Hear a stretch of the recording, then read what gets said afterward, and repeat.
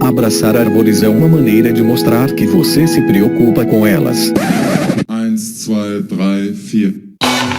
If you'll all gather close around the phonograph and listen carefully, I'll tell you how we're going to have a whole lot of fun.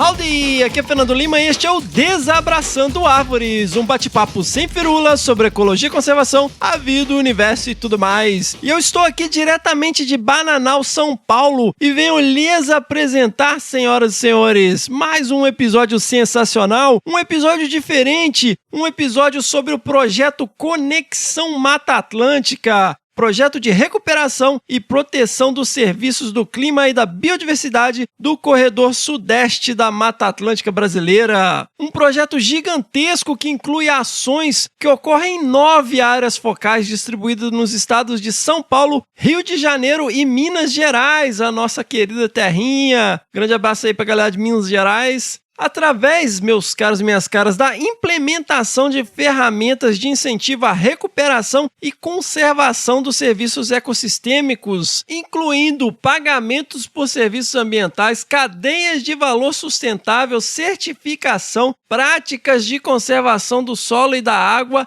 e saltos tecnológicos na produção rural. O projeto é dividido em 3 componentes, sendo o componente 1 focado no fortalecimento da capacitação institucional para manejo e monitoramento dos estoques de carbono e da biodiversidade, o componente 2 focado no incremento dos estoques de carbono na Bacia do Paraíba do Sul e o componente 3 que foca no incremento da efetividade e sustentabilidade financeira das unidades de conservação no corredor sudeste da Mata Atlântica do Brasil. E para falar sobre essa iniciativa absolutamente sensacional, gigantesca, projeto super importante, eu recebi ninguém mais, ninguém menos que a incrível Claudete Ram, ou Cloud para os amigos. Ela que é coordenadora do componente 3 e vai contar pra gente aí, explicar pra nossa querida tia Cotinha do que se trata este projeto, a abrangência e como funciona. Fiquem ligados, fiquem ligadas, porque obviamente está sensacional. Seguimos! Pessoal, vamos aqui rapidamente para os nossos jabás. Sigam lá nas redes sociais, no Facebook, o Desabraçando Árvores Podcast, no Instagram, o @Desabrace, no Twitter também, o @Desabrace. E somos um podcast, 4. Sigam lá os nossos 4 podcasts, o Desabraçando Árvores, o Que Bicho é Esse, o Que Bicho é Esse Crianças e o Caderno de Campo lá no Spotify, na Amazon, no Orelo e na Apple Podcast. Se inscrevam no Google Podcasts ou no Cashbox e favoritem no Deezer para não perder nenhum episódio. Lembrando que se você ouve lá no Spotify, deixe lá 5 estrelinhas na avaliação pra gente, porque isso nos ajuda e nos deixa felizes e cotetes. Hey, that's something everyone can enjoy. Pessoal, este é um projeto independente que se sustenta literalmente a partir de um grupo absolutamente maravilhoso de apoiadores e apoiadoras que abraçaram o Desabraçando, né, na nossa campanha de crowdfunding lá no apoia.se/desabrace, apoia.se/desabrace ou através de doações pontuais no PicPay, no @Desabrace. Os apoiadores e apoiadoras têm acesso a um grupo exclusivo no WhatsApp, acesso aos bastidores, Desabracevas, né? A gente tá sempre trocando ideia lá. Então, se você se sente compelido, se você se sente compelida, né? Se você acredita no que a gente tá fazendo aqui, considere aí apoiar o nosso projeto a partir de R$1 lá por mês no apoia.se/desabrace. Esse projeto continua existindo porque essas pessoas financiam o projeto, né, com as despesas que nós temos mensalmente. Então, mais uma vez, se você se sente compelido, se você se sente compelida, considere aí apoiar a partir de R$1 o nosso projeto e manter esta bagaça aqui online. Antes de seguir, pessoal, lembre-se sempre aí de mandar os seus feedbacks, né, os seus retornos, mandar as suas pedradas no nosso e-mail, que é o primeirapedra@desabrace.com.br. Se você tem aí considerações sobre este episódio ou episódios anteriores, mande aí o seu e-mail, né, no primeirapedra@desabrace.com.br. Lembrando sempre as palavras de Jesus em João capítulo 8, versículo 7. Se você não tem nenhum pecado, seja o primeiro a tirar uma pedra. Seguimos! That was fun. Let's do it again. É isso aí, pessoal. Então nós temos aqui a Claude. Seja muito bem-vinda ao Desabraçando Árvores, Claude. Muito obrigada pelo convite. Claude, conta pra gente o que é esse grande projeto Conexão Mata Atlântica? Grande assim, escalas gigantescas, dezenas, talvez centenas de pessoas e dezenas de instituições. Talvez milhares de pessoas, milhares de pessoas envolvidas, dezenas de instituições, mas eu vou então contar um pouquinho do arranjo que está envolvido nesse projeto. Então é um projeto que conta com recurso do Fundo Global de Meio Ambiente, envolve os governos federal, do estado de Rio, Minas e São Paulo. No governo federal, através do Ministério Ciência e Tecnologia, que é o parceiro executor do projeto.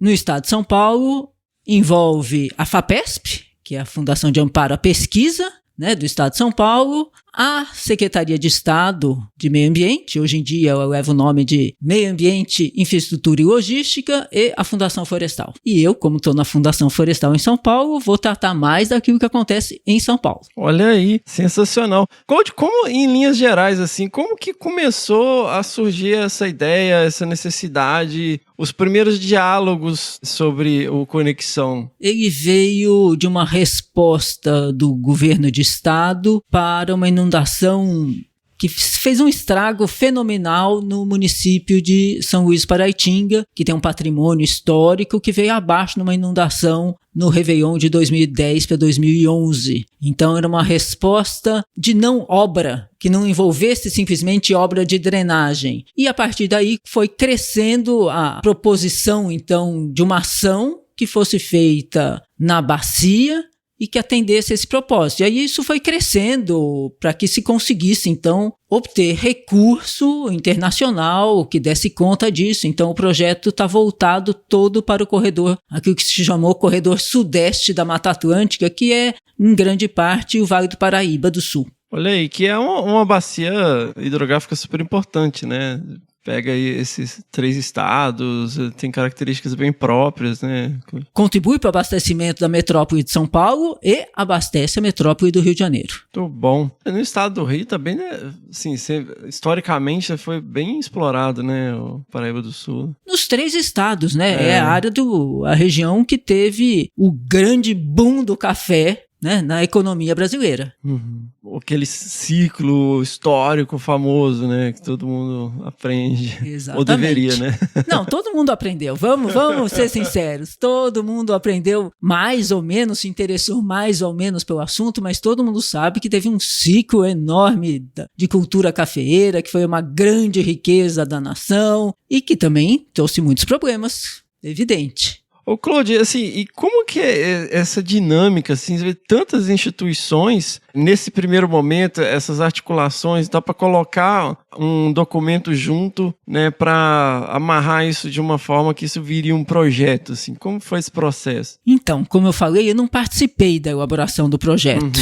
né, mas foram com certeza muitas idas e vindas. O GEF, que é o Fundo Global de Meio Ambiente, ele também faz um aporte de consultorias, de pesquisadores que ajudam nesse processo. Enfim, foi um processo longo de elaboração, tanto que o projeto só ficou pronto mesmo em 2012. E aí foi submetido para poder conseguir recurso. Isso mesmo. Já se sabia desse edital, dessa chamada do GEF, então já foi elaborado, direcionado para isso. Pessoal, eu não lembro exatamente o número do episódio, mas se vocês quiserem entender um pouco a dinâmica do GEF também, a gente tem uma entrevista com o nosso querido Gustavo Fonseca, em memória, que infelizmente faleceu recentemente, e ele era um dos diretores do Jeff, um brasileiro incrível, uma lenda da conservação aí. A gente entrevistou ele. Se vocês quiserem entender mais né, de várias das políticas do Jeff, a gente abordou bastante coisa nesse episódio.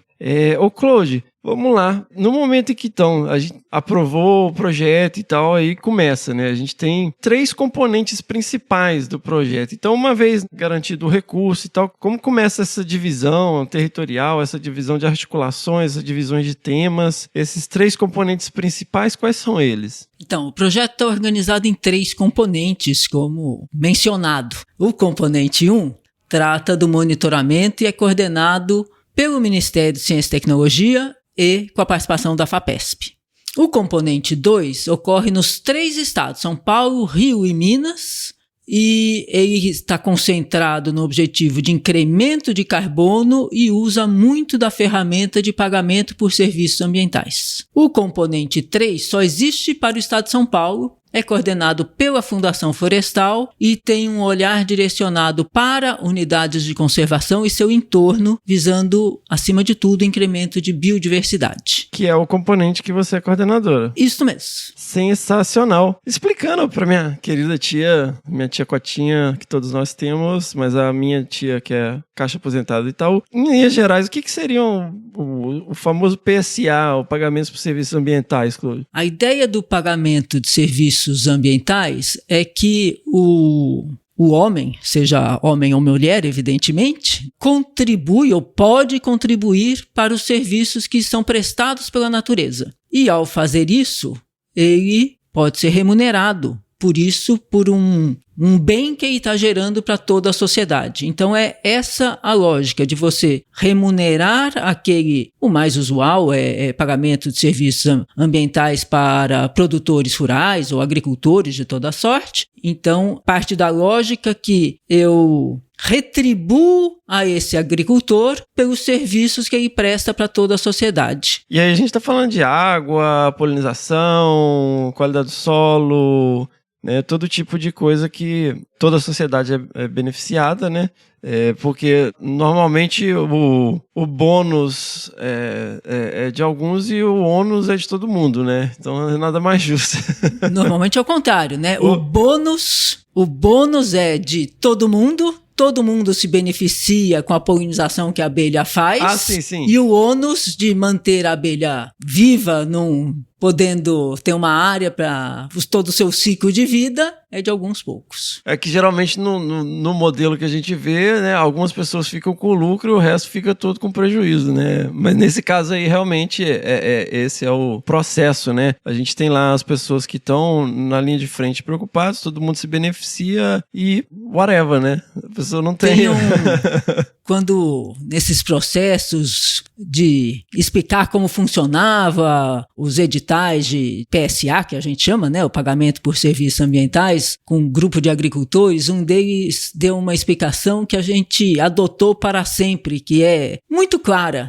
Se todo mundo quer ouvir o canto do passarinho, todo mundo deve contribuir com a conta do alpiste. Olha aí, sensacional!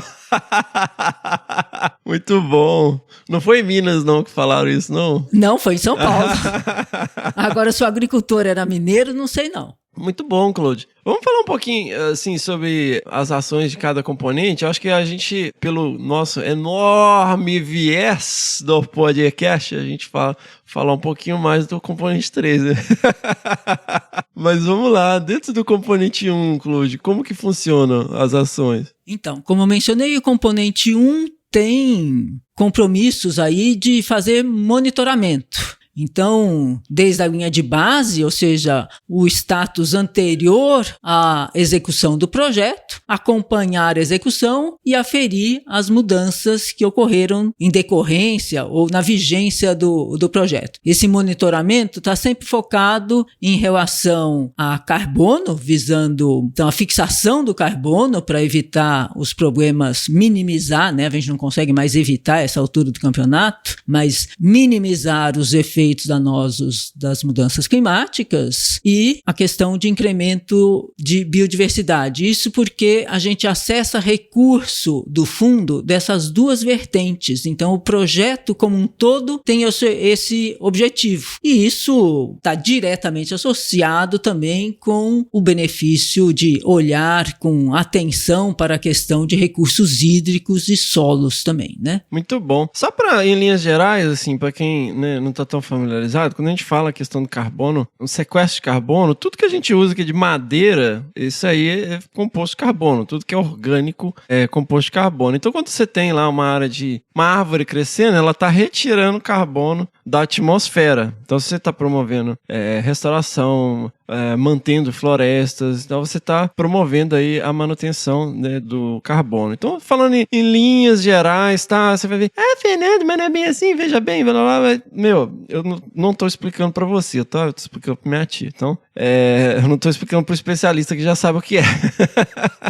Mas assim, em linhas gerais, né, quando a gente está falando desse sequestro de carbono produzido aí pelas florestas.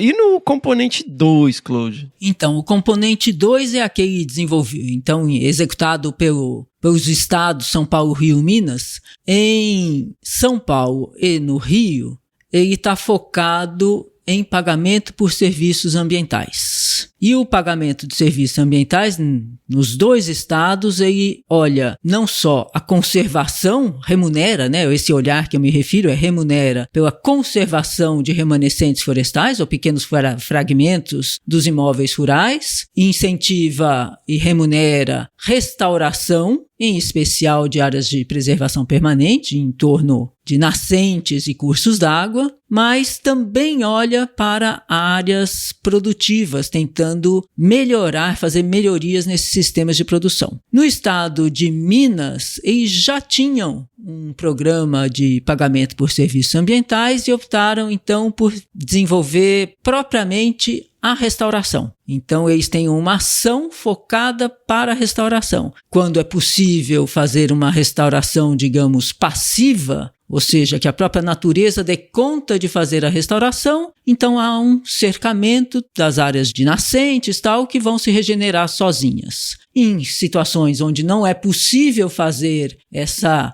restauração passiva, tem que entrar com plantio, eles também têm feito plantio de mudas. Muito bom, Claude. E indo agora para o componente 3, quais seriam essas características gerais? Então, o componente 3, que é coordenado pela Fundação Florestal, ele tem um olhar voltado para as unidades de conservação. A Fundação Florestal é o órgão do Estado de São Paulo que faz a gestão das unidades de conservação, as áreas protegidas do Estado de São Paulo. E no âmbito desse projeto, então, nós trabalhamos com 4 unidades de conservação de categorias diferentes e tem, então, um compromisso de melhorar a gestão dessas unidades e do entorno. E para o entorno, os agricultores que moram no entorno dessas unidades, a gente oferece a possibilidade de trabalhar com pagamento por serviços ambientais, igual nós temos no âmbito do componente 2, e também um apoio para certificação e um apoio a cadeias de valor sustentável. Muito bom. E como que funciona essa articulação, Claude? Então vamos lá, o seu Antônio que tem um lote, um sítio, uma chácara, uma propriedade próximo a uma unidade de conservação e foi identificado como alguém potencialmente que pode contribuir ou que pode fazer parte do programa. Como que funciona assim essa primeira abordagem? Então, para cada um desses territórios, nós fizemos um trabalho de mobilização desses agricultores. Então, para explicar o projeto, para contar o que é, para entender o que é pagamento por serviço ambiental, para entender as possibilidades de certificação, o que a gente quer dizer com cadeia de valor sustentável. Então, teve um trabalho forte de mobilização mesmo, de ir na igreja, ir no sindicato rural, cooperativa, enfim, se fazer... Na feira, certo? E apresentar o que era o projeto, as possibilidades que ele trazia e tudo mais. E depois, para cada uma desses instrumentos que nós apresentamos foram divulgados editais públicos, né, com todo o regramento discriminado, para os quais eles podiam manifestar interesse conforme o caso. Olha aí, então o cara, ele né, um produtor e tal, se ele tivesse interesse, ele entrava nessa chamada, preenchia todos os formulários, todas as questões legais, porque é uma ferramenta de Estado isso, né? Não dava para dizer nesse primeiro momento que era uma política pública, alguma coisa assim, porque é um projeto. Certo. É um projeto com recurso internacional e, como todo projeto, tem começo, meio e fim, mas também é uma grande oportunidade da gente experimentar coisas diferentes, certo? E a gente tem exercitado esse laboratório com intensidade.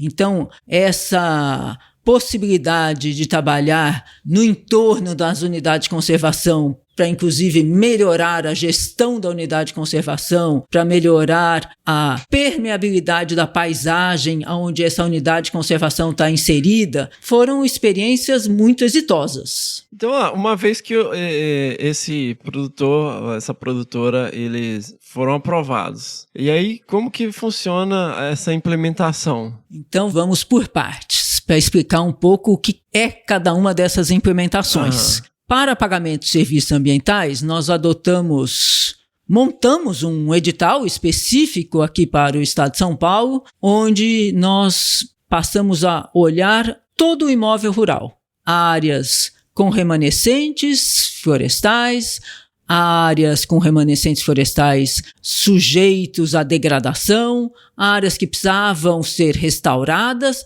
e toda a área produtiva. E a gente tem equipes montadas de extensionistas que trabalham junto com esses agricultores. E esse é um diferencial enorme, porque eles orientam esses agricultores para as melhores tomadas de decisão.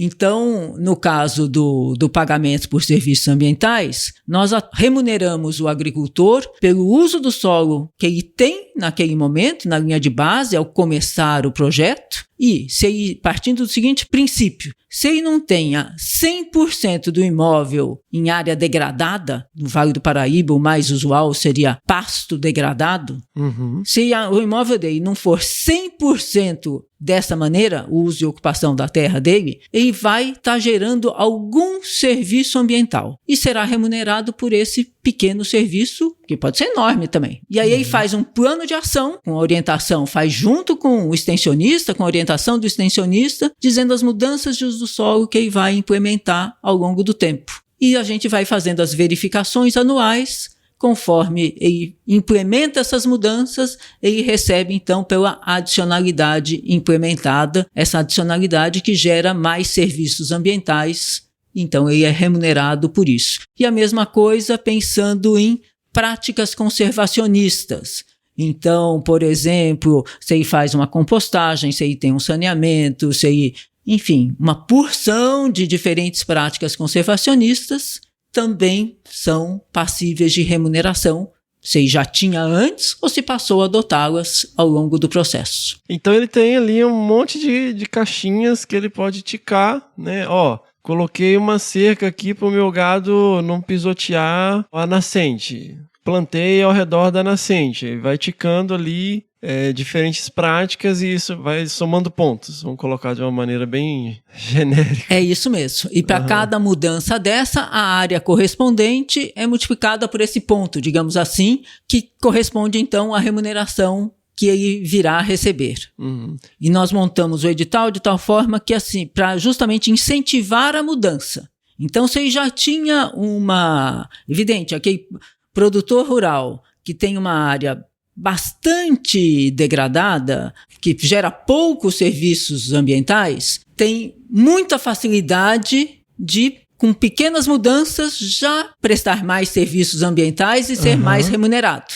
Certo. Um produtor que já tenha quase que a área inteira de floresta bem conservada, que gere muitos serviços ambientais, para ele fazer o incremento, ele precisa de pôr mais energia no sistema, por assim dizer, para poder ter esse incremento. Mas, de toda forma, a lógica desse PSA que nós montamos é de fazer mudança. Muito bom, muito bom. E dessas experiências, Claude, né, nas suas andanças, né, ao longo desses anos, assim, você conheceu os diferentes territórios, diferentes realidades. Então, assim, é lógico que a gente está colocando em linhas gerais, assim, mas cada produtor, cada propriedade é quase um universo em particular. Assim, tiveram experiências que te chamaram a atenção? Não, tem histórias sensacionais que são uma alegria da gente ver, né? É muito bacana. E em cada território você tem exemplos maravilhosos de pessoas que conseguiram aproveitar essa oportunidade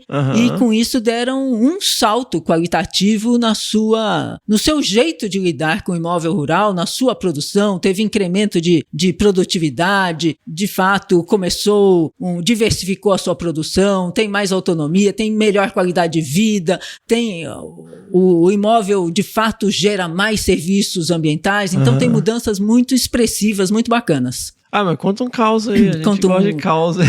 Conta um caos, certo. Eu não sou boa contadora de causos, mas...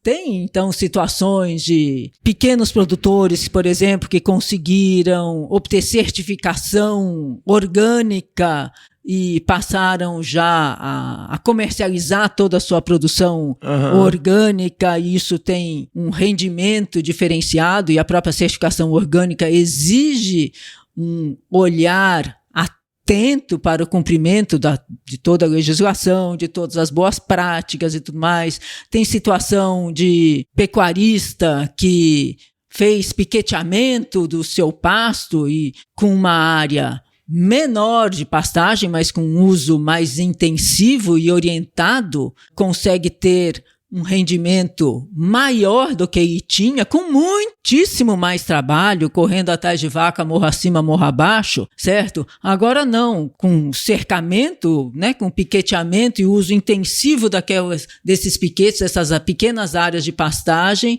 ele consegue ter um rendimento do ponto de vista de, assim, litros de leite por dia, maior, consegue colocar mais cabeças de gado, consegue... Então tem um número grande de produtores, assim, felizes, e isso é muito bacana. Que legal. Mas eu fico imaginando no primeiro momento, assim, né? Porque pensando em áreas de entorno de unidades de conservação, e muito antes dessa questão de WhatsApp, fake news e tal, que é aquele negócio, você chega lá oferecendo, falou, ó, a gente vai pagar pra vocês, né, manter isso aqui, ou pra restaurar, ou para desenvolver certas práticas aqui e tal. Eu imagino um burburinho assim, o governo vai tomar nossas terras, aqueles papos assim.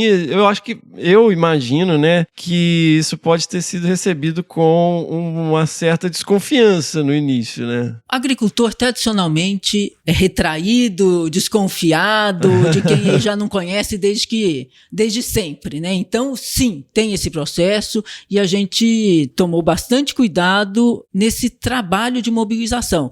Então foram estratégias as mais diversas, até de teatro. Olha na aí. praça pública, certo? Com um personagem que era também um agricultor e tudo mais. Então foram as mais diversas estratégias para divulgar o projeto, para falar da área de abrangência, do que seria executado, das possibilidades que teriam. Então, assim, desde participação na festa da igreja, de participação em reunião, em sindicato, certo? Enfim, nós adotamos também essa coisa de dar tempo ao tempo. Então, esse primeiro edital, que foi o edital de PSA, o edital de pagamentos por serviços ambientais, nós deixamos esse edital aberto por muitos e muitos meses, que é justamente para dar tempo do agricultor 1 conversar com o agricultor 2, discutir, conversar com o companheiro ou a companheira, discutir, pensar, ponderar, porque é isso, é um momento necessário para a tomada de decisão.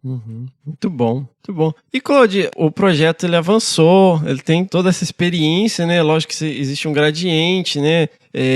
coisas que deram certo, coisas que precisavam ser ajustadas e tal. E agora há uma amarração, chegando aí num amadurecimento e pensando em novas estratégias para o projeto. Quais são os próximos passos? Assim? O que está acontecendo agora e quais são as perspectivas, né, do Conexão Mata Atlântica? Conexão Mata Atlântica, enquanto projeto, se aproxima do fim. A previsão é que aí se encerre em 10 meses, né? Em janeiro de 24, terminar a execução propriamente do projeto. Mas, como eu falei, o projeto é a oportunidade da gente pensar fora da caixinha, testar coisas, para, aí sim, trazer as experiências exitosas para políticas públicas.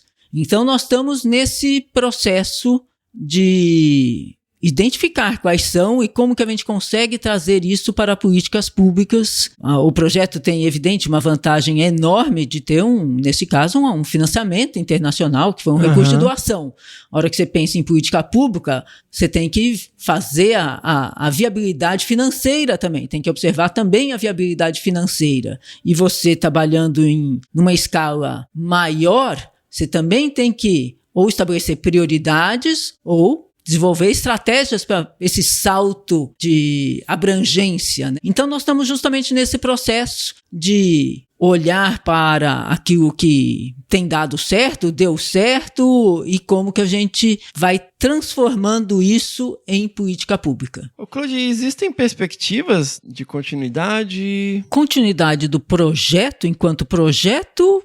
Não temos, porque o recurso está acabando também, né? Então, do ponto de vista de continuidade do projeto, não. Agora, continuidade das estratégias adotadas no projeto para introdução disso em políticas públicas, isso sim. E nós estamos justamente nessa fase de observar aquilo que foi os aprendizados, né? Tanto aquilo que foi bem, deu certo, como aquilo que não deu tão certo assim, introjetar esses aprendizados para políticas públicas que, no caso de São Paulo, a gente sabe que tem interesse sim em fazer uma política robusta de pagamentos por serviços ambientais no estado de São Paulo. Muito bom. Assim, a gente viu diversos estudos de caso em que, assim, os produtores foram para um novo patamar, vamos colocar dessa maneira, né? Em termos de como eles trabalham as suas propriedades, como eles produzem, seja diversos produtos, sejam derivados do leite, seja produção de banana, seja produção de doces, ou o que quer que seja. Isso, eles ganharam uma autonomia também, com conhecimento profundo sobre o que eles estão fazendo e tal. E isso é algo contagiante, vamos dizer. Isso é justamente era o esperado. Quando eu mencionei antes que o nosso modelo de PSA induzia a mudança, a gente queria justamente isso. Como se fosse um empurrão para que o produtor rural pudesse, a partir desse momento, dessas mudanças implementadas com suporte técnico e financeiro, gerar mais riqueza e ter mais sustentabilidade. E sustentabilidade pensando, inclusive do ponto financeiro, sustentabilidade ambiental e financeira. Sim. Que eu até estava lembrando outro dia de um grande amigo meu, um grande abraço aí, meu querido amigo Lelê. Ele se propôs a construir uma casa a partir dos princípios de bioconstrução, ali na região da Serra do Brigadeiro, e ele levou 3 anos para construir a casa dele. Foi um processo de aprendizado também, foi aprendendo como fazer e tal. E ele contava que o pessoal da comunidade meio que, tipo, ia lá pra ficar rindo, assim. Tipo, como é que você tá fazendo isso aí, né? Você vai cair, e tipo, virou o tema do boteco, o tema, né? O menino maluco tá construindo as casas de barro, de coisa, né? De material diferente e tal, de um jeito diferente. E aí, quando a coisa foi ficando pronta, eu ouvi essa história recentemente, que a gente esteve lá, né, fazendo uma visita, foi a região de Rosário de Limeira, lá em Minas. Todo lugar que a gente ia, tinha alguém construindo uma casa de bioconstrução. Então o cara tava lá com os vídeos do YouTube no celular, como é que mistura lá o barro com palha, com um monte de coisa para poder fazer a estrutura e tal.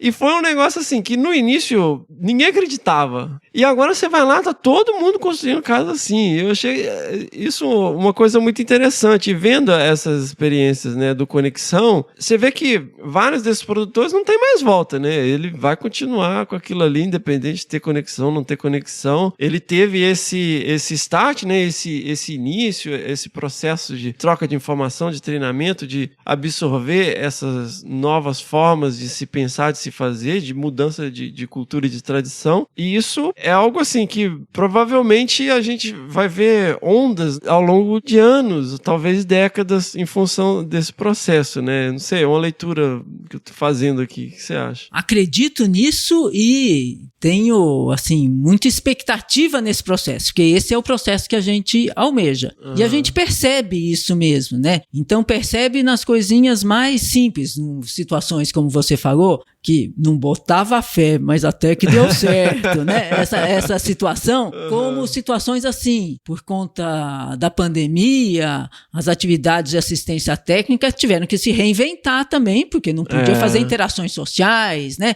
Então, as interações, as orientações, usualmente eram dadas numa determinada propriedade, filmadas e repassadas para os demais. Aí na outra vez ia numa outra propriedade, dava a orientação de uma coisa que fosse de interesse mais geral e repassado para os demais. E assim foi. Isso foi gerando vídeos, alguns dos quais tiveram, assim, visualizações por um grupo muito maior do que aquele dos agricultores que participam do projeto. Então, extrapolou. A gente chegou a receber manifestação de interesse para participar de determinadas capacitações de gente de outras cidades, onde a gente nem tem atuação, que vão parar, certo? Ganham vida própria, essa comunicação pelas redes sociais, digamos assim, e se fez uso dessas estratégias a partir da pandemia, né, de grupos de WhatsApp, eles ganham vida própria, né, então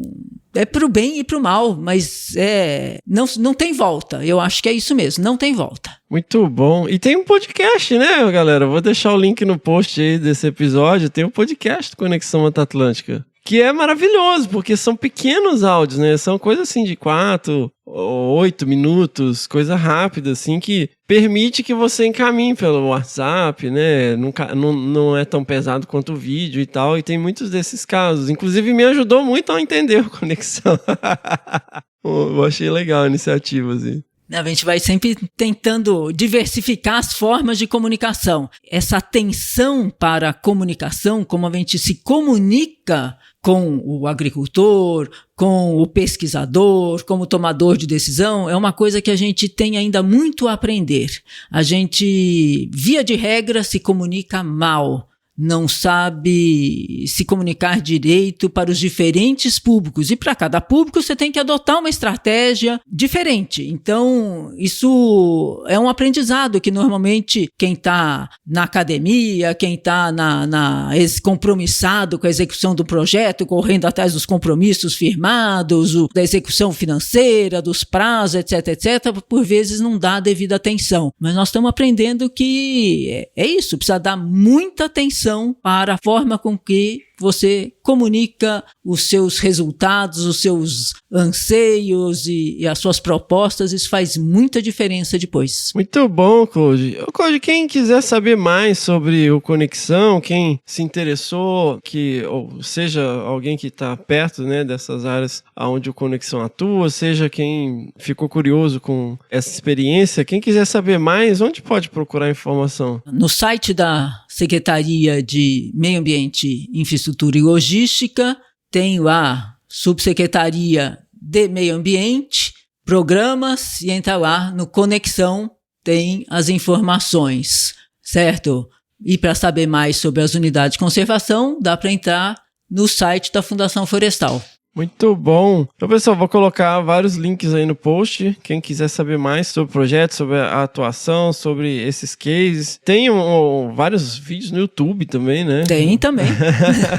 Com entrevistas, com vídeos curtos. Muito legal. Vou colocar o link também do podcast e das unidades de conservação que estão envolvidas. Acho que para encerrar a nossa conversa, eu queria dizer que, assim, como a gente acabei de mencionar, a comunicação é um quesito que a gente precisa dar bastante atenção. Então, ter a oportunidade de falar para um podcast de um público diferente é um desafio e também uma oportunidade, né? Então, eu queria agradecer aqui a oportunidade que o Fernando trouxe, certo? Para apresentar o projeto.